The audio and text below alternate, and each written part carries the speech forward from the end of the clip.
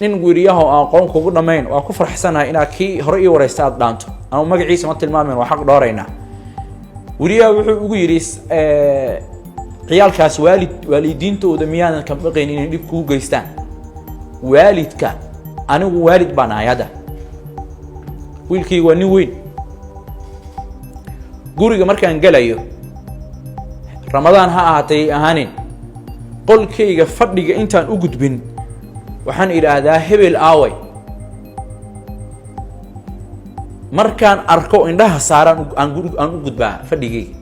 maxaa yeelay ruuxaan aniga asbaabtayda oo adduunka ku yimi ilaahay baa keenay laakiin aniga iyo hooyadii baa ilaahay sabab nooga dhigay haddoo qof muslima dhibo anuu ilaahayga la xisaabtamaya hadafkaygu wuxuu yahay marka ummaddan maalin walba la dhibaya ee baabuurada inta ka soo deg la leeyahay la dhacaya hadda xalay nin rikaab leeyahaa waxaa lagu tashtay waxaa la yidhi waxaan ku geynaynaa waxaan rabaa mas'aladan in ummadda in la gaarsiisaan dulmiga iyo mujrimnimada maanta muqdisho ummadda lagu haya ee tuutihii ummadda ciidanka dowladda dadka lagu dhibaya ee hubkii ummadda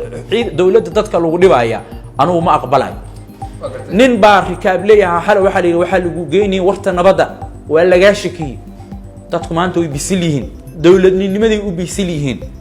laakiin dadkii ka faa'iideysanaya lama haysto magaca dowladnimada in ummadda lagu dhibo sharka dowladnimada hubka dowladda dadka lagu dhibi markuu galay oo meel mugdiya la geeyaa la filtreeyay raggii waxay yidhaahdeen ninkan aan dilno ka qaadano hub gaariga ilaahay baa waafajiyey mid baa wuxuu nihu dilkiisa waxba kuma falayno naftiisa ma dhaafsanayna gaarigan ka dhacno naftu way macdaho waad ogtaho gaarigii uu ka cararay 5 xabadood bay ka daba riday sida loo qaatay reer muqdisho anigu 4 hadafaan u taaganahay xifdu diin talada allahu rabbul caalamiin aniga iyo cid kastoo ilmayda inaan si buuxdo u qaadano dariiqa nabiga sallallahu alayhi wasallam aan ku qaadano dhibka reer muqdisho hayana aan ka hadlo wadankan garsoor caadil ah oo madax banaan inuu yeesho waxa meelaha lagu qorqorayo markii aad guriga hooyooyinka joogto amba SYL anigu kuma qanacsani mana ka jirto wadanka sinaan cadaalad midnimo garsoor madax banaan wadankan kama jiriyo wadankan garsoor dadka lagu dulmiya ka jira